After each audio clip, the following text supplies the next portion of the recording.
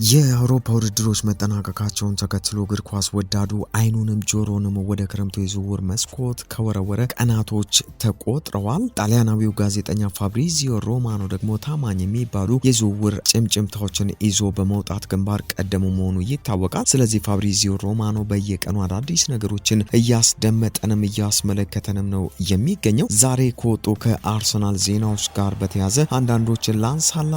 ባርሴሎና ጋናዊውን የአርሰናል ሜዳ ተጫዋች ቶማስ ፓርቴን የማስፈረም ፍላጎት አላቸው ነው የተባለው። ነገር ግን ጋናዊው ቶማስ ፓርቴ በአርሰናል መቆየት ይመርጣል ነው የተባለው። በቀጣይ ንግግሮች ይጀመራሉ ተብሎ ይታሰባል ማለት ነው። ሌላው ከአርሰናል ጋር የተያዘው መረጃ ኦሊ ዋትኪንስን የሚመለከት ነው። አርሰናል ኦሊ ዋትኪንስን ለማስፈረም የሚያደርገው እንቅስቃሴ በዋጋው ላይ ጥርጣሬዎች ቢኖሩም ሙሉ ለሙሉ ግን አልተቋጨም የሚሉ መረጃዎች ወጥተዋል። አርሰናል አሁንም ቢሆን አጥቂው ላይ ተስፋ አለው ሲሉ የተለያዩ ታማኝ ምንጮች እያስደመጡ ነው የሚገኙት። ከዛ ባለፈ አርሰናል በክረምት እንግዲህ ከማንቸስተር ሲቲ ወደ አትሌቲኮ ማድሪድ የተዘዋወረውንና በውድድር ዓመቱ 29 ጎል ሊያስቆጥረው ስለ ጁሊያን አልቫሬዝ ሁኔታ መጠየቃቸው ተገልጿል። አልቫሬዝ 29 ጎሎችን አስቆጥሯል። ምናልባት ጠጠር ያለ ጥያቄ የሚቀርብለት ከሆነ ወደ እንግሊዝ መመለስ እንደሚፈልግ ተጫዋቹ መናገሩን ተከትሎ አርሰናሎች ይህንን ነገር እያዩት ነው ተብሏል። አርሰናል የቤንጃሚን ሼሽኮን ዝውውር ለመጨረስ እያደረጉ ያለው ድርድርም የተሻለ እድገት ማሳየቱ ነው ዛሬ የተገለጸው። የውል ማፍረሻው 80 ሚሊዮን ፓውንድ ቢሆንም አርሰናሎች ከዛ ባነሰ ዋጋ ተጫዋቹን እንደሚያስፈርሙት አምነዋል።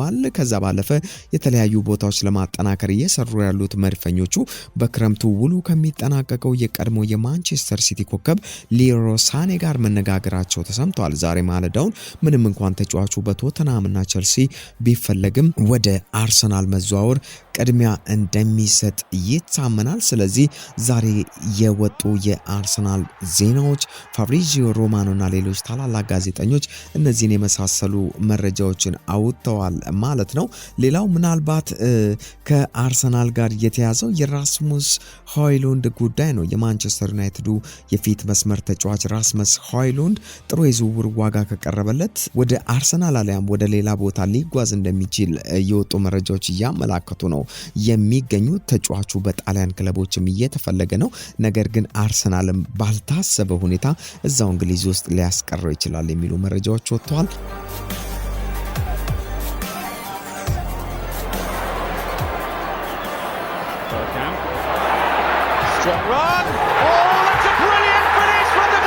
ከማንቸስተር ዩናይትድ ጋር የተያዙ ደግሞ ዜናዎችን ላንሳ። ሮበን አሞሪም እንዳልሄድ ጠይቆኛል ሲል ብሩኖ ፈርናንዴዝ ሀሳቡን ሰጥቷል። የማንቸስተር ዩናይትዱ አምበል ብሩኖ ፈርናንዴዝ የአልሂላልን የዝውውር ጥያቄ ውድቅ ማድረጉን ነው ራሱ ተጫዋቹ ያረጋገጠው። በማንቸስተር ዩናይትድ ቤት መልካም የሚባል ነገሮችን እያሳየ የዘለቀው ብሩኖ ፈርናንዴዝ ቀይ ሰይጣናቱ ማንቸስተር ዩናይትዶች ቤት ሊዘልቅ እንደሚችል የወጡ መረጃዎች እያመላከቱ ነው የሚገኙት።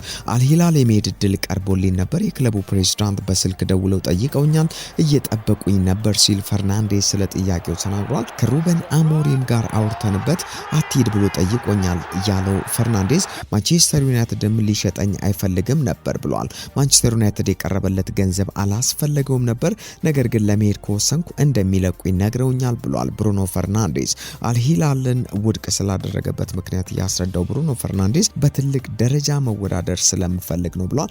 ስለዚህ በማንቸስተር ዩናይትድ ቤት የመቀጠሉ ነገር እውን ሆኗል ፖርቹጋላዊው ኮከብ ብሩኖ ፈርናንዴዝ። ሌላው የራሽፎርድ ጉዳይ ነው ከማንቸስተር ዩናይትድ ጋር የተያዘው። ራሽፎርድ ቅድሚያ የሚሰጠው ባርሴሎናን መቀላቀል እንደሆነ ተናግሯል። ለዚህም ሲል ደሞዙን ለመቀነስም ተስማምቷል።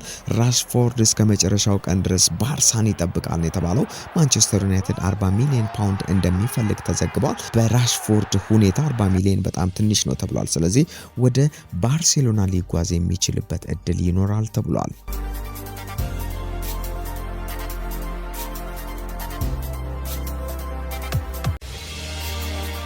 ከቸልሲ ጋር የተያዘው የዛሬ ዜና ደግሞ መሐመድ ኩዱስን የሚመለከት ነው። ቸልሲ መሐመድ ኩዱስን የማስፈረም ፍላጎት አላቸው ተብሏል። ኩዱስ ለእንግሊዝ ክለቦች ብቻ የሚያገለግል በፈረንጆቹ ሐምሌ የመጀመሪያ 10 ቀናት ብቻ 85 ሚሊዮን የመልቀቂያ ውል አለው። በዚህ ዝውውር ውስጥ አርሰናልና ኒውካስትልን ፍላጎት አላቸው ቢባልም ግን መሐመድ ኩዱስን ጋናዊ ምርጥ ተጫዋች የማስፈረም ትልቅ እድል ያለው ቸልሲ ነው ተብሏል።